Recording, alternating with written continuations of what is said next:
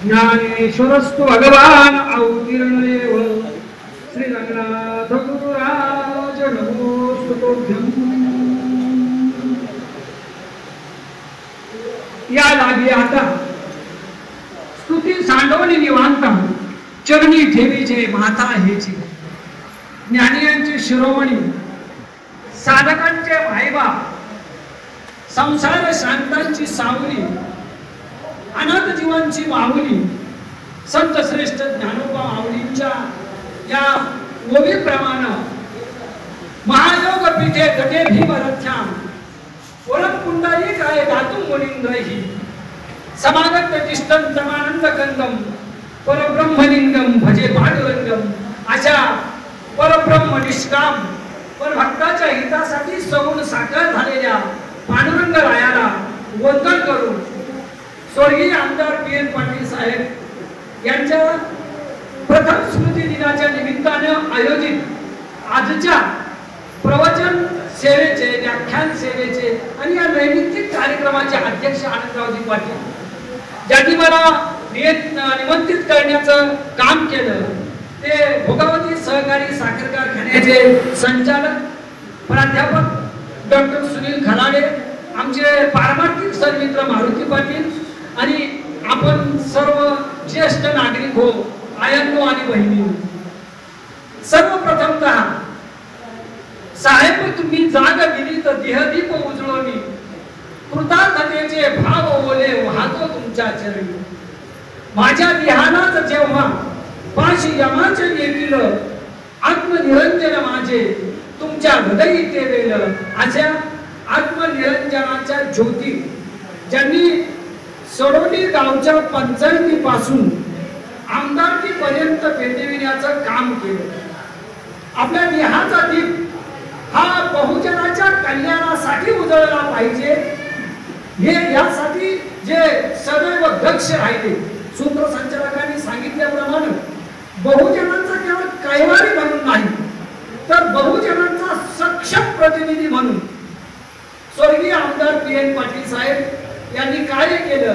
इयत्ता 8वी असल्यापासून 7वी पर्यंत मी शिरोली हायस्कूलला होतो, 8वीला मी सडोलीला गेलो आणि इयत्ता 8वीला असल्यापासून ते पी.एन. पाटील साहेब वय वर्ष 70-71 होईपर्यंत मगाशी सांगितल्याप्रमाणे त्यांच्या आकस्मिक जाण्यापर्यंत त्यांना जवळून पाहण्याचं अनुभवण्याचं गावातल्या हनुमान जयंतीपासून सर्व सार्वजनिक कार्यक्रमापर्यंत त्यामध्ये सहभागी होण्याचं सद्भाग्य लाभलेला माझ्यासारखा एका शेतकरी कुटुंबातला सामान्य विद्यार्थी पहिल्यांदा पी.एन. पाटील या व्यक्तिमत्वाविषयी आम्हाला भयानक कौतुक वाटायचं आणि जेव्हा कॉलेजला गेलो तेव्हा माझ्या लक्षात आलं पी.एन. पाटलाचं गॅरेज हे कार्यकर्ते घडवणारी फॅक्टरी आहे। कार्यकर्ता घडवायचा असेल तर गॅरेजवर या कार्यकर्त्या घडवणाऱ्या फॅक्टरीने जाणून बुजून प्रयत्न केले। सूत्रसंचालकांनी जाता जाता म्हटलं आयुष्यभर त्यांनी पक्षनिष्ठा जपण्याचं काम केलं। आज सांगायला सोपं आहे वय, पण आज सकाळी नेत्याच्या हातात एक झेंडा, दुपारी दुसरा झेंडा, संध्याकाळी तिसरा झेंडा। कार्यकर्त्याला प्रश्न पडतो पांडुरंगा कोणाचा झेंडा घेऊ आहे? आता झेंडा हातात घ्यायचा झाला तर कुणाचा घ्यायचा? अशा अस्थिर राजकीय परिस्थितीला पाठीमागच्या दशकापासून सुरुवात झाली।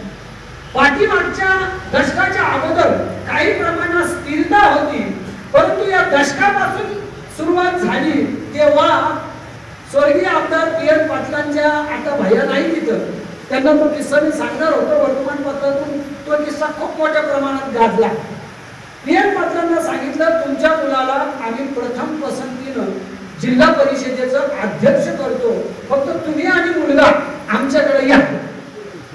पी.एन. साहेब जेवढे दिलदार, जेवढे उदार, कणवाळू, रुबाबदार तेवढेच कणखर होते। किती कणखर होते?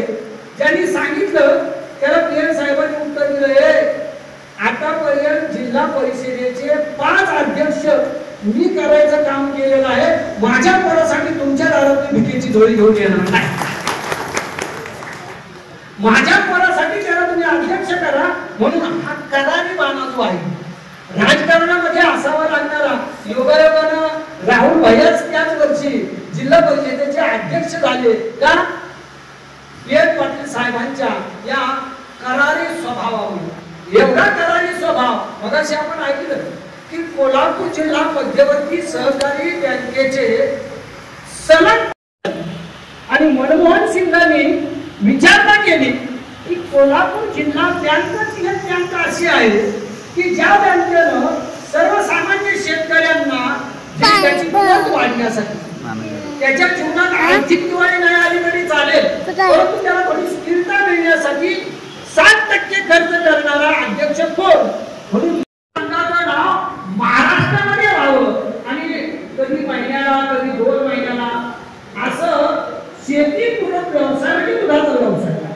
त्याचं बिल महिन्या 2 महिन्याला नको तर 3 तारीख 13 तारीख आणि 23 तारीख या तिन्ही तारखांना शेतकऱ्याच्या हातात 10व्या दिवशी बिल पडलंच पाहिजे याचा आग्रह पी.एन. पाटील साहेबांनी धरला आणि त्याच्यामुळं आम्ही लाकूड घेऊ शकलो, त्याच्यामुळं आम्ही ऊस पिकवू शकलो, त्याच्यामुळं आम्ही काहीतरी ज्या बाकीच्या गोष्टी आहेत या करू शकलो.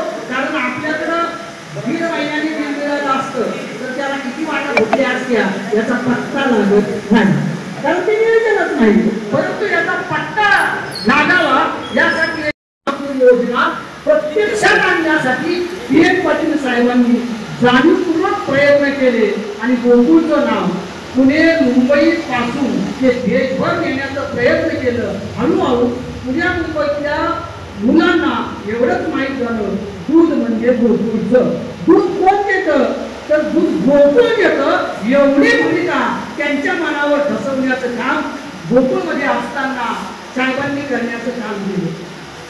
भोगावती सहकारी साखर कारखान्याला मी विद्यार्थी अवस्थेपासून आणि स्वर्गीय दादासाहेब पाटील कौलकर हे आयात असताना त्या गावात प्रवचनाला जाण्यापासून कारखान्यामध्ये जे ऐश्वर्याच्या हत्ती जोडत होते योगाने दोन्ही विरोधी पक्षात अचानक गोविंदराव कलिते आणि दादासाहेब पाटील कौलकर यांच्या जाण्यानंतर 1-2 दशकामध्ये भोगावती सहकारी साखर कारखान्याची अवस्था ही दयनीय अवस्थेत पोहोचली आणि कारखाना संकटाच्या संधी प्रकाशात असताना पी.एन. पाटील साहेब यांच्या हातात कारखान्याची सूत्र आली आणि अगदी ज्या कारखान्यामध्ये आता कधीच ऐश्वर्याचा दिवा पेटणार नाही असं वाटत होतं त्या भोगावती सहकारी साखर कारखान्याला मूर्छित अवस्थेत आणण्याचं काम साहेबांनी अतिशय कठोर भूमिका घेऊन गेलं. डॉक्टर सुनील खराडे इथं आहेत, बाकीचे भोगावतीशी संबंधित माजी संचालक मंडळी आहेत, अनेक सहकारी संस्थेचे तुम्ही मंडळी आहात.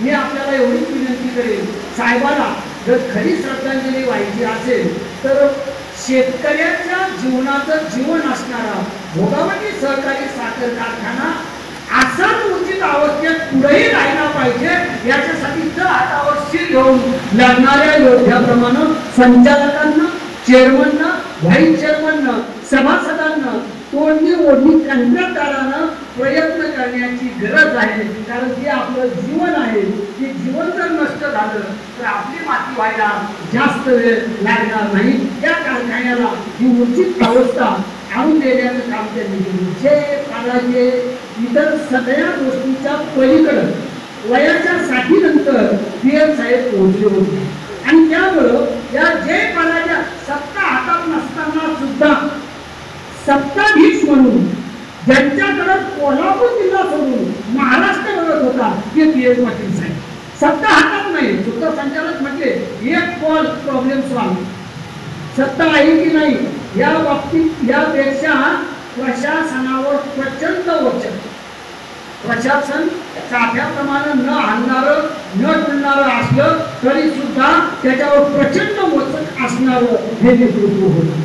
या नेतृत्वानं आता या संस्थेच्या बरोबर श्रीपतराव बोलले दादांची बँक असेल, आपल्या वडिलांच्या नावे काढलेला सहकारी संघ असेल आणि अगदी धनगर वाड्यापासून हसूरपर्यंत आणि तिथपासून ते अगदी कोल्हापूरच्या पूर्व विभागापर्यंत गाव तिथं सहकारी संस्थेचं जे जाळं विणण्याचं काम केलं.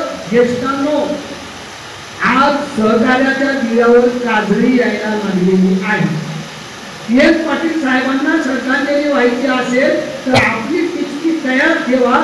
राहू द्या जिल्ह्याचं, राहू द्या राज्याचं, माझ्या गावातल्या सहकारी संस्था धोक्यात येणार नाही तरच मी PS ला खरी श्रद्धांजली वाहिली असं होईल. याच्यासाठी जाणीवपूर्वक या गावातल्या ज्येष्ठांनी, या गावातली जी जबाबदार मंडळी आहेत त्यांनी प्रयत्न करावे. PS साहेबांचं सगळ्यात मोठं मानवतावादी कार्य मला जर कुठलं वाटलं असेल तर ते कोरोनाच्या कालखंडामध्ये बिल्डर व्यक्तीमध्ये कोरोनाच्या कालखंडामध्ये 3 ट्रक दारामध्ये बोलवले, 3 ट्रकामध्ये धान्य भरलं आणि जे लोक घराच्या बाहेर पडत नाही त्यांच्या घरापर्यंत धान्य पोहोच करा. कारण ते आज जगले पाहिजे. ते मतदार आहेत की नाही, ते मतदारसंघातले आहेत की नाही, याच्यापेक्षा ते जगले पाहिजे. याच्यासाठी PS साहेबांनी हे 3 ट्रक धान्य दिले. आणि माझ्या माहितीचा सन्मान होणं म्हणजे राष्ट्राला उन्नत करण्या ही सर्व ज्येष्ठ मंडळी माझ्यापेक्षाही वयानं ज्येष्ठ आहे. आणि या निमित्तानं आता 10 पासून 23 पर्यंत साहेबांचा पुण्यदिन आहे. मोठमोठे भव्य दिव्य कार्यक्रम होतील. पण या सगळ्या भव्य दिव्य कार्यक्रमामध्ये होईल काय? वाजता येणार नागपूरहून, शिकवणार कोल्हापूरला, जाणार 2 तासात परत. गावाच्या ज्येष्ठाचं काय झालं यांना पत्ता, म्हाताऱ्या खोटाऱ्यांचं काय झालं याचा पत्ताच नाही. मला आपण बोलवलं म्हणून नाही, पण आपण साहेबाशी संबंधित ज्येष्ठ आणि साहेबाच्या जन्मभूमीशी संबंधित वागता बोलवला. साहेब जिथं असतील तिथे म्हणतील बरं केलं सुनील. निदान एका अर्थानं यातली जी मंडळी होती या मंडळीनं माझ्या बरोबर चालण्याचं काम केलं. माझं मागं कुठं नाही, ज्यांनी माझ्या बरोबर चालण्याचं काम केलं अशा ज्येष्ठांचा जसा गावात सन्मान व्हावा तसा आत्ताच मी म्हणतो त्यांचा घरात सन्मान व्हावा. PS पाटील साहेबांचं पुण्यस्मरण जर सार्थकी लागायचं झालं तर इथं बसलेले ज्येष्ठ आणि इथं न आलेले ज्येष्ठ त्यांची पोरं बाळं यांना माझी हात जोडून विनंती आहे. मगाशी म्हटलं तसं काही करू नका, फक्त आपल्या बाबाचा सन्मान करा. तुम्ही आजचा पुंडलिक व्हा. आज जर पुंडलिक व्हायचं झालं तर नुसतं पुंडलिक वर्ग आज विठ्ठल म्हणू नका, तर ते म्हणण्याबरोबर पुंडलिकाप्रमाणे आचरण करा. माझ्या आईला आहे की तसं आपल्या आईचा, आपल्या बाबाचा सन्मान करायचं शिका. कारण जगायचं कसं, बोलायचं कसं, राहायचं कसं, जन्मायचं कसं आणि मरायचं सुद्धा कसं हे ज्येष्ठांनी आम्हाला शिकवलेलं आहे. मरण सुद्धा असं असावं की तुका म्हणे एका मरणाची सरे उत्तमाची उड्या कीर्ती मागे. आपल्या कीर्तीचा उत्तम सुगंध या पृथ्वी तलावर दरवळत राहावा याच्यासाठी हे ज्येष्ठ आणि या गावातले वारकरी प्रयत्न करतात. 2 नंबरचा ज्येष्ठाबरोबरचा अनेक ज्येष्ठही वारकरी आहेत. या वारकऱ्यांचा आपण सन्मान करण्याचं काम केलं. जी अवस्था ज्येष्ठांची तीच अवस्था वारकऱ्यांची. आज झाल्यास माळकरी म्हणून जा देवळात म्हणून लोक सांगतील, काय झाल्यास घे पाटाच्या खांद्यावरून जा पंढरीला म्हणून सांगायचं काम करतील. पण या वारकऱ्याच्या पायानं पंढरीचा पांडुरंग हसूरमध्ये येतो याची जाणीव ज्या दिवशी होईल त्या दिवशी खऱ्या अर्थानं वारकरी संप्रदायाचे आपण सगळे पायी होऊ. वारकरी संप्रदायाचं पायी होण्यासाठी वारकऱ्यांचं, कारण वारकऱ्यांनी काय केलं, वारकऱ्यांनी मोठमोठे महाराज निर्माण नसतील केले, वारकऱ्यांना वरचा देव खाली नसर आणला, पण निदान घुटणाऱ्या 25 घरांना वाचवण्याचं काम केलं ना. झुलत झुलत जाणारं पोरग आज चांगलं जायला लागलं. एवढं एका वारकऱ्यानं एक पोरग व्यसनमुक्त केलं गावातलं तर किती गोष्ट आनंदाची होईल याचा विचार करा. आणि हे वारकरी करू शकतो. ज्या वारकऱ्यांचा आपण सन्मान केला ते वारकरी हे करू शकतो. मला मारुती पाटील म्हटले आणि सूत्रसंचालकांनी आपल्याला 7 वेळा सांगितलं, तुकाराम महाराज माझं वीक पॉइंट म्हणून माझ्या जीवनातलं अविभाज्य भाग. ज्ञानेश्वरीवर मी आपल्याकडं 15-20 वेळा पडलोय आतापर्यंत. तुकोबारायांच्यावर आपल्याकडं 2-4 वेळा बोललो. पण या निमित्तानं पुनश्च एकदा जसं लहान मुलाला बाबा पुन्हा पुन्हा उजळणी करायचं काम करतो सांगतो म्हणजे तरुण असेल, त्याप्रमाणे जगद्गुरु संत श्रेष्ठ तुकोबारायांच्या चरित्रातल्या 4-5 घटनेच्या निमित्तानं आणि 4-5 विचाराच्या निमित्तानं ही उजळणी करण्याचं जे काम आहे हे काम मी करतो. आणि हे काम करत असताना संत श्रेष्ठ बहिणाबाईंनी आपल्या एका अभंगात म्हटलेलं आहे की संत कृपा झाली इमारत फळा, ज्ञानदेवे रचना पाया, उभारिले देवालय, नामदयाचा किंकर त्याने केला हा विस्तार. जनार्दन एकनाथ खांब दिला भागवत, तुका झाला से करस भजन करा सावकाश, बहिणी म्हणे फडकती ध्वजा, निरूपण केले ओजा, भागवत संप्रदायाचा नव्हे तर संपूर्ण भारताचा ढळढळीत सोन सणा, कळस दिसतो सोज्वळा असा सोज्वळ कळस. तुकोबारायांच्या मरत म्हणण्याचं काम मी यासाठी आज निवडलं की एक साधर्म्य तुकोबाराय आणि पी.एन. पाटील यांच्यात होतं. पी.एन. पाटील एखाद्या गोष्टीला नाही म्हटले पूर्णच नाही, एखाद्या तत्वाची कधी तडजोड नाही, त्यांनी तशी तत्वाची तडजोड केली नाही. माझ्या जगद्गुरु तुकोबांनी वयाच्या 42व्या वर्षापर्यंत तत्वाची कधी तडजोड केली नाही.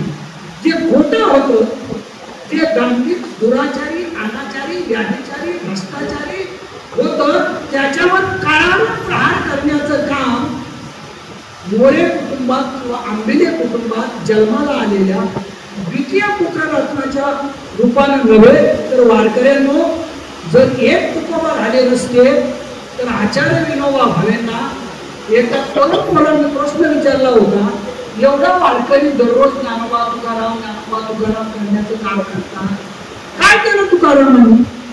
ज्याच्या हातात टाळ नव्हते त्याच्या हातात टाळ दिली, ज्याच्या गळ्यात माळ नव्हती त्याच्या गळ्यात माळ दिली, ज्याच्या कपाळाला टिळा नव्हता त्याच्या कपाळाला टिळा लावला, आणि तो गावात होता त्याला पंढरीला गेलं. त्याच्या पलीकडे तुकोबाने काय केलं?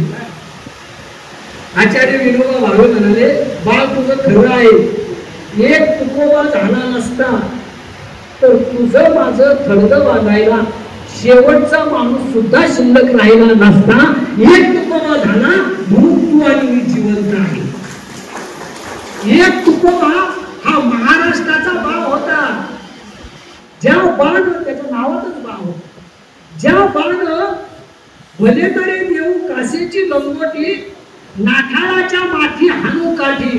जे नाठाळ होते, जे दुराचारी होते, त्यांच्या माथाळावर काठे आणण्याचं काम ज्यांनी केलं. म्हणून वारकऱ्यांनो, स्वतःला लहान समजू नका, स्वतःला किती महान समजा.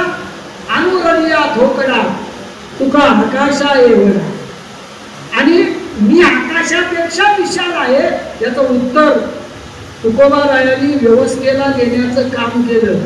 तुम्हाला मला कोणी विचारलं तू कोण आहे, तुझं नेमकं काय अस्तित्व आहे, हसुरात आहे, गडिंगलगात आहे, सडोलीत आहे, कुठं आहे, तर त्याला सांगा माझं अस्तित्व माझे तुकोबा आहे. जेव्हा माझे तुकोबा माझं अस्तित्व असतील ना तेव्हा मी मरणालाच भीत नाही तर तुला कशाला भीत रे, मरणालाच भीत नाही तर मरक्याला कशाला भीत. माझे तुकोबा सरळ म्हणाले होते, मरण माझे मरून गेले, माझं मरणच मी, माझ्या मरणावर मी विजय मिळवलेला आहे. बघा, हे शरीर आहे म्हटल्यानंतर यथा शरीराने विहाय जीर्णा नन्यानी संयांती नवानी घे. शरीर आहे म्हटल्यानंतर कपडा नवीन 50 वर्ष लागणार नाही, कपडा हळूहळू जुना होणार, नंतर फाटत जाणार. ज्येष्ठांनो, शरीर हे जुनं होणारच, आणि जुनं व्हायला लागलं की मग कधी गुडघे दुखायला लागणार, कधी कानाची ऑर्डर बंद होणार, कधी डोळ्याची ऑर्डर बंद होणार, कधी पायाची ऑर्डर बंद होणार. माणसं साथ सोडून जातात, त्याचे इंद्रिय हळूहळू गात्र होतात, गणित गात्र होतात. आणि गणित रात्र व्हायला लागले की रडत बसायचं नाही. रडत न बसता तुला काय करायचं ते कर, परंतु आजपर्यंत मला करायचं ते मी केलेलं आहे. आणि ती माणसं अमर होतात जी मरणाला भीत नाही. भगतसिंग का अमर झाले, सुखदेव का अमर झाले, राजगुरू का अमर झाले, तुकोबा का अमर झाले, ज्ञानोबा का अमर झाले, ते मरणाला भिले नाही. आपण का अमर होत नाही? आपण मरणाच्या भीतीत जगणारे सस्य आहोत आणि त्यामुळं आपण नेहमी त्याच्या छायेखाली वावरण्याचं काम करतो. तुकोबा म्हणाले होते, रात्रंदिवस आम्हा युद्धाचा प्रसंग, अंतर्बाह्य जन आणि मन. परवा युद्धाची पहिली जिंकली पेटली ना बेळगावच्या निमित्तानं, त्या दिवशी एका वर्तमानपत्रामध्ये एक महत्वाचं कोटेशन आलं होतं आणि ते तुकोबारायाचं होतं. म्हणजे आज भारतीय सैनिकांना सुद्धा आत्मबल देण्याचं काम जर कोण करत असेल तर योद्धा संत तुकोराम महाराज करतात. तुकाराम महाराज म्हणतात, तुला रात्रीही लढायचं आहे आणि दिवसाही लढायचं आहे, संसारातही लढायचं आहे. आणि जी संसारेतर पातळी आहे या पातळीवर सुद्धा तुला लढायचं काम करायचं. आयुष्य ही एक लढाई आहे आणि जो शस्त्र खाली टाकतो त्याला लढाई जिंकता येत नाही. हा खणखणीत संदेश देण्याचं काम केलं. आयुष्याची लढाई जर जिंकायची असेल तर आयुष्यात शस्त्र म्हणजे ते ढाल तलवार वगैरे सोडून द्या. जी महत्वाकांक्षाची, जिज्ञासेची, जगण्याच्या अभिलाषाची, समाजामध्ये जे सात्विक प्रसन्न भाव आहे, हे प्रसन्न भाव निर्माण होण्याची शस्त्र कधी टाकता कामा नये. हे आपण टाकू नये याच्यासाठी तुकोबारायांनी आपलं अखंड आयुष्य घडविण्याचं काम केलं. दुर्दैव हे की ज्या डोंगरावर तुकोबारायांनी 8 वर्ष साधना करण्याचं काम केलं, 8 वर्षानंतर नामदेवराय आणि पांडुरंगाने प्रत्यक्ष साक्षात्कार देण्याचं काम केलं. ज्या भंडाऱ्यावर कधी व्याघ्र सर्प विंचू यांच्याशिवाय कुणी जात नव्हतं, त्या भंडारावर तुका म्हणे होय मनाशी संवाद, आपुलाची वाद आपणाशी, असा मनाशी संवाद साधण्याचं काम त्या भंडाऱ्याच्या गुहेमध्ये तुकोबारायांनी करण्याचं काम केलं. वारकऱ्यांनो, हे सगळ्यांनाच माहिती, हे तुम्हालाही मी 10 वेळा सांगितलं. पण आता एक डोक्याची घंटा आहे. सध्या भंडाऱ्याला जेसीबी लागलेली आहे. सध्या भंडाऱ्यावर बुलडोजर चालत आहे. सध्या भंडाऱ्याची जागा ही राज्यातले जे उच्च कोटीचे बिल्डर वगैरे मंडळी आहेत यांनी घेतलेली आहे. आणखीन वर्षभर जर वारकरी गप्प बसले तर इथं भंडारा होता असा फक्त बोर्डच शिल्लक राहणार आहे, बाकीचं काही राहणार नाही. भंडाऱ्याची गुहा राहणार नाही, भंडाऱ्याची तुकाराम महाराजांची शिळा राहणार नाही. ज्या शिळेवर बसून तुकोबारायांनी अनुष्ठान केलं ती अनुष्ठानाची जागा राहणार नाही. वारकऱ्यांनो सावधान. 300-350 वर्षापूर्वीच्या कथा मी तुम्हाला 4 तास चित्र सांगत राहील, पण या सगळ्या कथेपेक्षा भंडारा वाचला पाहिजे याच्यासाठी मी एकदा जाऊन आलो 2.5 महिन्यापूर्वी. आता पुन्हा एकदा आळंदीतले काही वारकऱ्यांना बरोबर घेऊन पुन्हा एकदा भंडाऱ्याला जाणार आहे आणि मायबाप सरकारला हात जोडून विनंती करणार आहे, बिल्डरांना काय द्यायचं असलं तर द्या, पण जिथं जगाच्या बापानं साधना करण्याचं काम केलं ते साधनेचं ठिकाण नष्ट करू नका. ते साधनेचं ठिकाण नष्ट करायचं नसेल तर तरी एक मुद्दा सूत्रसंचालकांनी सांगितलं, माझ्याकडून तो जाता जाता राहिला, आणि ते म्हणजे दिलदार मनाचा राजा माणूस विलासरावजी देशमुख आणि पी.एन. पाटील या एका नाण्याच्या 2 बाजू. त्या देशमुख साहेबांना ते मुख्यमंत्री असताना वारकऱ्यांनी एक पत्र पाठवलं होतं की भंडाऱ्यावर आक्रमण होता कामा नये. देशमुख साहेबांनी त्यावेळी तात्काळ निर्णय घेतला होता, भंडारा हा तुकोबांचा आणि वारकऱ्यांचाच तसाच राहिला पाहिजे याच्यासाठी त्यावेळी त्यांनी प्रयत्न केले. देशमुख साहेब आखाली गेले आणि देशमुख साहेब गेल्यानंतर बऱ्याचशा वर्षांनी आज भंडाऱ्यावर पुन्हा एकदा काय आहे भंडारा, ज्या भंडाऱ्याला तुकोबारायांनी म्हटलं होतं की याच्या साक्षीनं सत्य असत्याशी मन केले ग्वाही, मानियले नाही बहुमता, बहुमताच्या गलबल्याचा त्याग करू मी या भंडाऱ्यावर माझी ब्रह्मानंदे लागली टाळी, कोण देहाते सांभाळी असा ब्रह्मानंद अनुभवण्याचं काम केलं. सूत्रसंचालकांनी त्या गाथेचा रेफरन्स दाखवला तर एक मिनिट सांगितलं की तुकोबांची गाथा जेव्हा इंद्रायणीच्या डोहात बुडवण्यात आली तेव्हा लोकांची भांडणं आजपर्यंत आहे. खरंच गाथा बुडाली होती का? जर बुडाली होती तर गाथा जर बुडाली होती तर ती कोरडी वर आली की भिजून वर आली वगैरे वगैरे या सगळ्या गोष्टी आहेत. या गोष्टीबाबत वादविवाद केला जातो. एक गोष्ट पुन्हा पुन्हा सांगितली जाते. बंबाजीबुवा भट्ट, रामेश्वर भट्ट, बंबाजीबुवा गोसावी, गावचा पाटील यांनी संगनमत करून तुकोबांची गाथा इंद्रायणीच्या डोहात भिरकावली आणि 13 दिवस वयात रक्षुनिया उदकी कोरड्याच काढोनी मिरविल्या शेकी ही गाथा जेव्हा तुकोबांनी 13 दिवसाचं 13 रात्रीचं अनुष्ठान केलं. माझ्या आया बहिणींनो, केवळ आई साहेब जिजाऊ आवली या 13 दिवस तुकोबारायांच्या बरोबर अन्न पाण्याचा त्याग करून अनुष्ठानाला बसल्या होत्या. गावागावात सांगतो मी, तुकाराम महाराजांच्या पत्नीची आजच्या मोठमोठ्या कीर्तनकारांनी जेवढी बदनामी करता येईल ना तेवढी करून रिकामी झालेली. ती शिवराळ होती. तुकोबाची विठ्ठलाची तिरडी दररोज इंद्रायणीच्या काठावर नेल्याशिवाय तिला कधी 4 घात जात नव्हतं.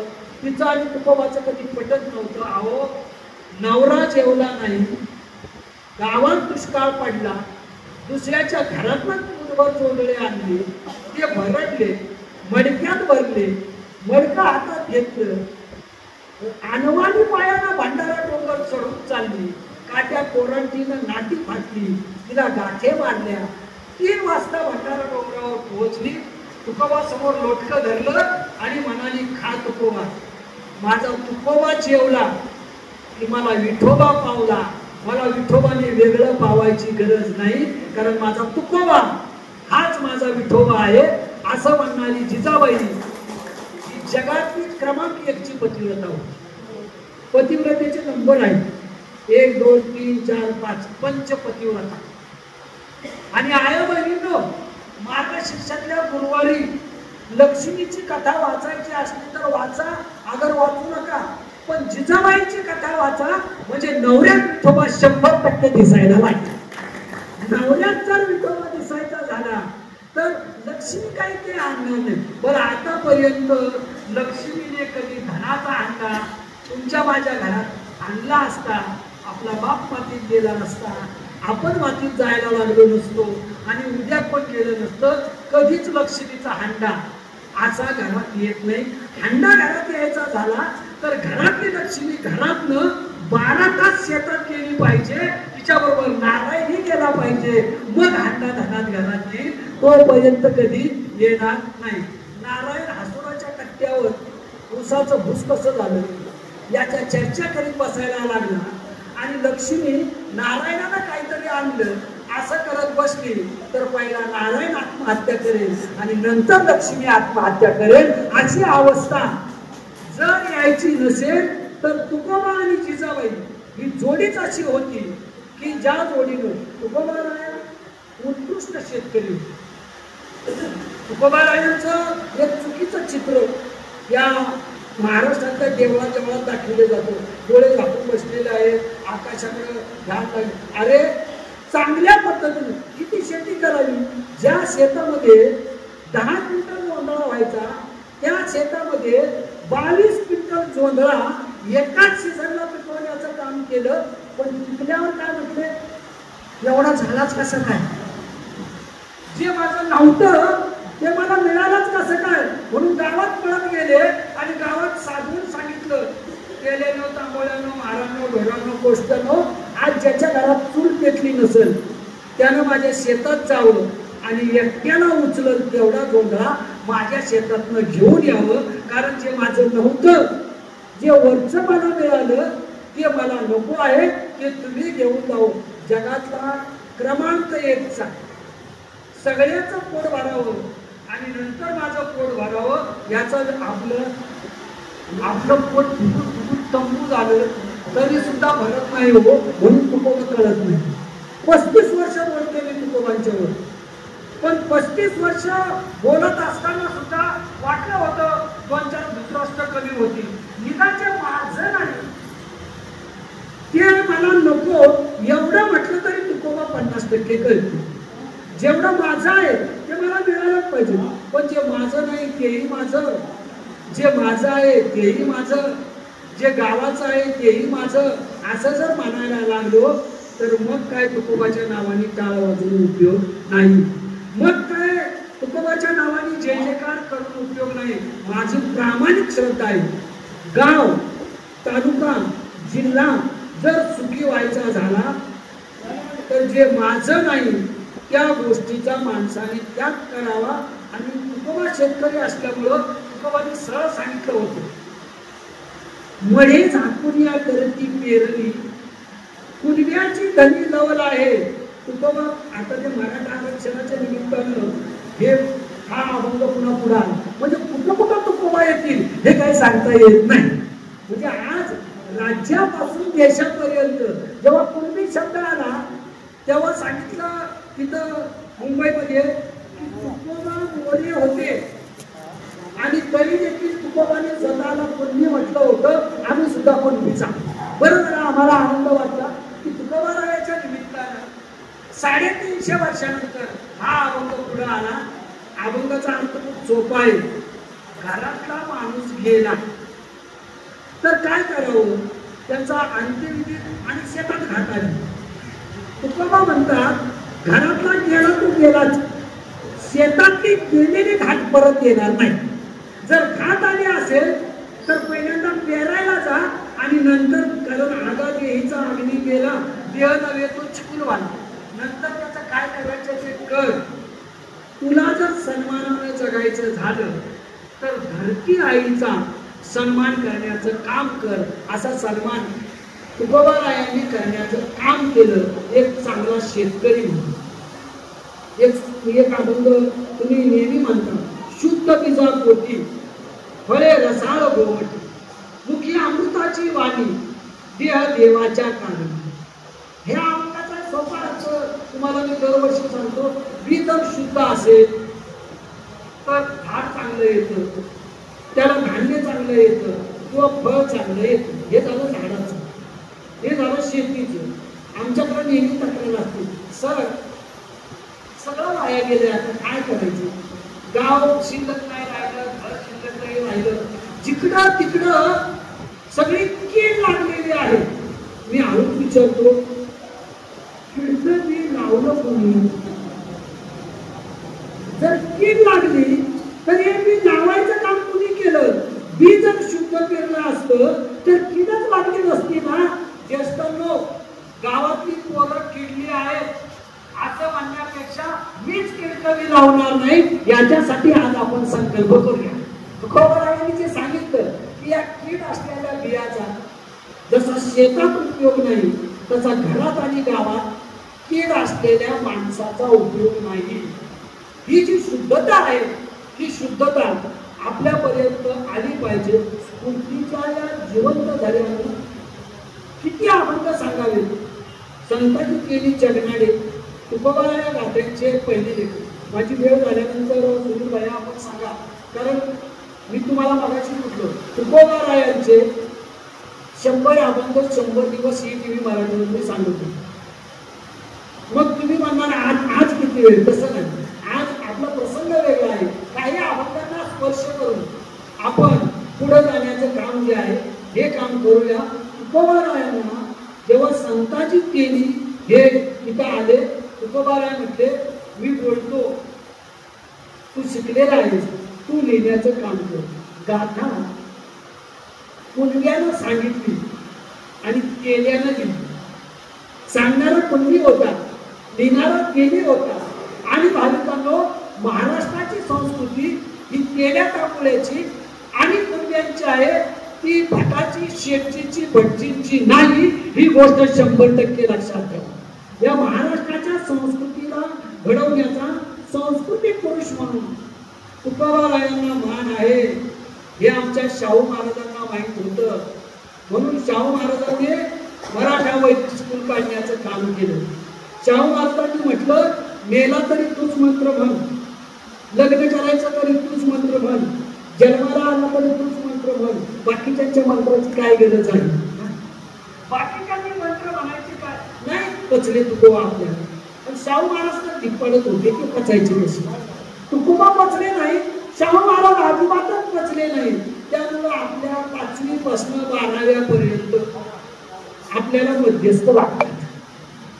आणि त्यामुळं मी माझ्या पोराला सांगितलेलं आहे, मी गेलो की 13वर करू नकोस, श्राद्धाच्या नावानं ढोंग करू नकोस. पहिल्या 10 मिनिटात मी तुम्हाला म्हटलो ना, तुझ्या कष्टाचं पाणी मला जेव्हा तहान भूक लागेल तेव्हा माझ्या तोंडात घालण्याचं काम कर, ओतण्याचं काम कर. नंतर कशाला रुमाल फिरतो सोबत? कुठल्या तरी वड्यातनं आणायचा. आपण एवढा ढोंगी झालो की तुकोबारा म्हणतात, जितेपणी घाली जातात आणि मेल्यावरही पिंडदान. आई बाबाला जिवंत असताना लाथा घालायच्या आणि मेल्यावर गावाला गाढवाचं जीवन घालायचं. मेल्यावर पिंडदानाचा जो देखावा आहे, हा पिंडदान. आता तुम्ही काय घातलं आणि बघायला परत येणार आहे का रे? अरे कशाला ढोंग करता येईल? याच्यापेक्षा जिवंतपणे समदुःखाचा, समसुखाचा जो स्वर्गीय आनंद आहे, तो स्वर्गीय आनंद निर्माण करायचा झाला तर करू नका. सकाळी मोक्षाची पावली घालून निघा. तरुण स्वामीचं नामस्मरण. 35 वर्ष लग्न ठरलेलं नसलं, 35 वर्ष 2 दिवसांनी लग्न होऊन रिकामं. स्वामी लोकांनी फॅक्टरीच काढली सगळे. आणि या फॅक्टरीमुळं आम्ही ज्ञानोबा, तुकोबा, एकनाथ महाराज, जोगोबा यांचा बाणा विसरलो. यांचा बाणा विसरल्यामुळं आम्ही यांच्या तुकोबाला म्हणतात, अरे 900 कन्यापुत्र होती तरी का कन्ये नागावपती. देवाला देवाला नवस करून माणसाला मुलं मिळाली असती तर संसार करण्याची काय गरज हो? बाबांनी 10 गावात पायदळी भिजवायची आणि मग एखादी पोरगी मिळायची आणि मग याला संसार करायचा. काय गरज होती? नाही, याची गरज नाही. आज आपण शिकलो, कवलारी कुंभारी खापऱ्या गेल्या, सिमेंट कॉन्क्रीटचे बंगले आले, सिमेंट कॉन्क्रीटच्या बंगल्यावर दारावर पडदे आले, खिडक्यावर पडदे आले आणि माणसं पडद्याच्या आत बंद झाली. पडद्याच्या आत म्हणजे माझ्या आईच्या वेळा माझ्या घराला एकही पडदा नव्हता. तुकडोजी महाराज म्हटले त्याप्रमाणे पूर्वेकडनं वारा आला की डायरेक्ट पश्चिमेकडनं बाहेर पडला पाहिजे. घराचं लक्षणच नसू की वाऱ्यानं पूर्वेकडनं यावं आणि पश्चिमेकडनं बाहेर पडावं. आता माणसं घरात गुदमरायला लागली आणि गुदमरायला लागली की मग ते तुकोबारायच्या गावचे टिळेकर नावाचं माणूस आहे, त्यानं प्रबोधन यात्री तुकोबा नावाचं एक पुस्तक लिहिलं. त्या प्रस्तावात त्याला म्हटलं, माणसाच्या अंगावर, सगळ्या अंगावर रक्कू तेवढे भरून खायला लागले आणि त्यातलं रक्त काळं बाहेर पडायला लागलं.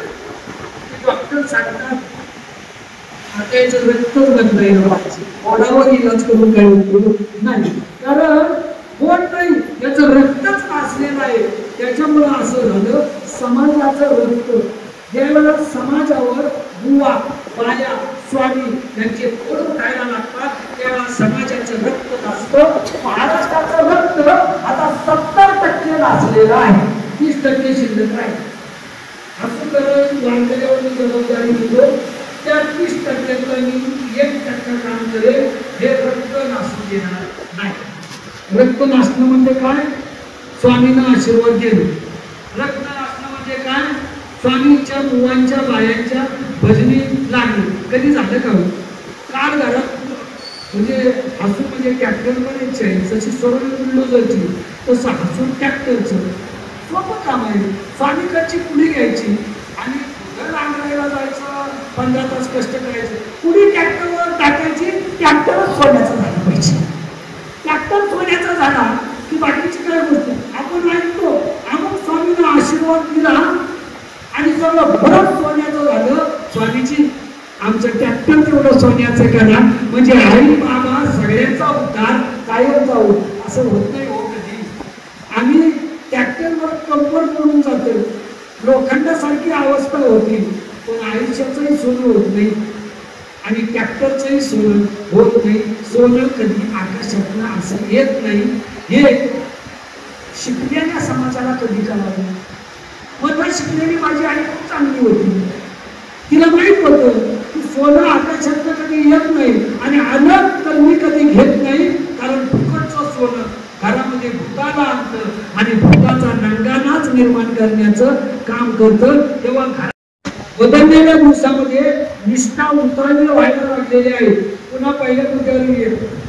सूत्रसंचालक म्हणाले राजकीय बाबतीत का असेना एक पाटलांनी आयुष्याच्या सायंकाळपर्यंत एक नेता, एक तत्व, एक पक्ष, एक निष्ठा ही राजकारणात जपण्याचं काम केलं. म्हणून साहेब म्हणून बी.एन. पाटलाचं नाव आज आपण आदराला घेण्याचं काम करतो. अध्यात्मामध्ये एक देव, एक गुरु, एक तत्वज्ञान, दृढधनी म्हणा, हरीशी करुणा येईल तुझी. हे एक तत्व जे आहे ते जर आपण आणलं तरच बी.एन. पाटलाचा स्मृतिदिन काय आणि तुकोबारायावरचं मुक्त चिंतन काय हे सार्थकी लागल. आणि ते सार्थकी लागायचं झालं तर आपण कष्टकरी आहात. कष्टकऱ्यांना जाता जाता माझी फक्त एवढीच विनंती आहे की रक्तामध्ये ओढ मातीची, मनास मातीचे ताजेपण, मातीतून मी आलो वरती, मातीचे मग अधुरे जीवन काही झालं. शरीराची माती झाली तरी सुद्धा आसूच्या मातीशी बेईमान होणार नाही एवढी प्रतिज्ञा आज आपण करूया. आणि आसूच्या मातीचा सुगंध राष्ट्रभर तरवळत नाही यासाठी विठोबाला, ज्ञानोबाला, तुकोबाला जे खरं साखर म्हणतात हे साखर घालून ही सेवा हे उचिया देवा सदा नम्र माता घेऊन या गाथा नाचवाला भक्तांची आधारा राखीला मला गाऊन या गाला पांडुरंग पांडुरंग कुंडली वरदारी श्री ज्ञानदेव पंढरीनाथ भगवान की जय. बाबुडी ज्ञानेश्वर महाराज की जय. जगद्गुरु तुकोबाराय महाराज की जय. आता विश्वामध्ये हे मागे तुझे दोषारे दोषों मदत आवे पसाई राम एकटी साडो कया सत्तर की रतिवाडो उठा परस्परे प्रो वैद्य वांचे विद्याचे किरे भाव विश्व सर्व सूर्य भाव तोचे वांचन तोचे भाव कांता वर्षद सकल मंगली ईश्वर निष्ठांची माती आली अनवर्त मंडळी भेट जला तुमचे आरव चेतला चिंतामणीचे गाव ओरदेले हरणव विभूषांचे संगलेले लांछन मार्तंडले तापहीन ते सर्वाही सदा सज्जन किंबहुना सर्व सुखी पूर्ण होई ते लोकी भजितो आदि पुरुषी आणि द्रौपदी विशेष योगी कृष्णाष्टमीचे एक श्री विश्वेच्या नाव हा वैल जान पसावो येणे वैल ज्ञान देवो येणे वैल ज्ञान देवो येणे वैल ज्ञान देवो गाना गाना कुंडली करदारिं ढोल